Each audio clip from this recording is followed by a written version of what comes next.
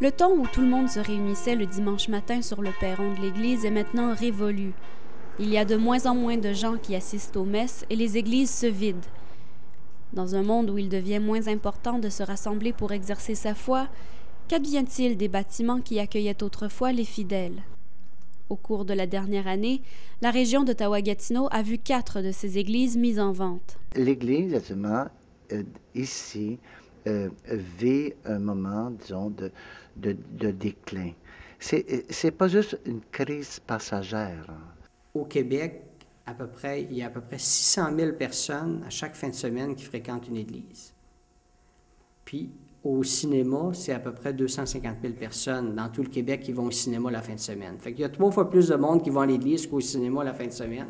Les églises ne sont pas vides, peut-être, mais le nombre de fidèles diminue à chaque année, ce qui oblige les autorités religieuses à fusionner de plus en plus de paroisses. Alors, le dilemme, c'est qu'il y a de plus en plus de dépenses pour entretenir ces églises patrimoniales-là, d'une part, et d'autre part, c'est qu'il y a de moins en moins de monde pour payer pour ça. On ne peut pas demander, léguer à nos enfants et petits-enfants un fardeau financier de bâtiments qui ne serait plus utile aux besoins de notre Église. Certaines de ces églises vont à des propriétaires privés qui les transforment en résidences, pour personnes âgées par exemple.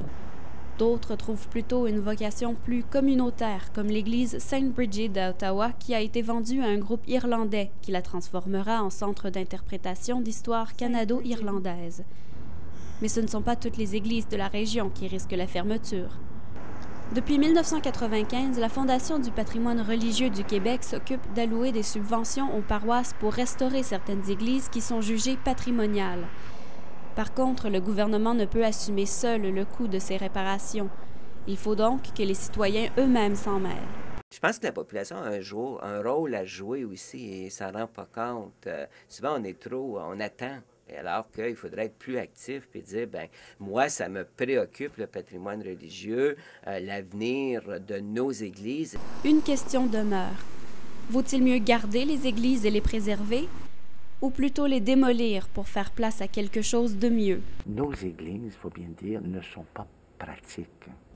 Alors c'est pourquoi il faudrait soit les démolir, puis les vendre, mais avoir ce qui est un peu malheureux parfois, ou malheureux dans le sens que certains vivent de nostalgie.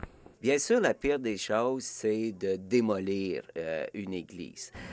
Trouver une nouvelle vocation, dans certains cas, ça peut être intéressant. Dans certains cas, c'est pas à recommander. Tout ce qu'on a fait, c'est qu'on a tout saccagé, puis on a établi des condos. Avec tous ces changements, on peut se demander où s'en va l'Église d'aujourd'hui. Mais moi, je vous dis que c'est seulement qu'un début. Et d'ici quelques années, là, régulièrement, la fermeture d'églises va faire partie de l'actualité.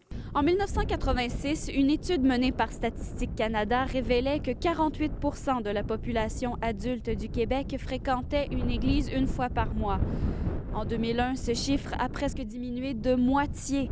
C'est donc dire que la fermeture de certaines églises deviendra inévitable et la mise en place de programmes de conservation fera partie du paysage religieux de la région.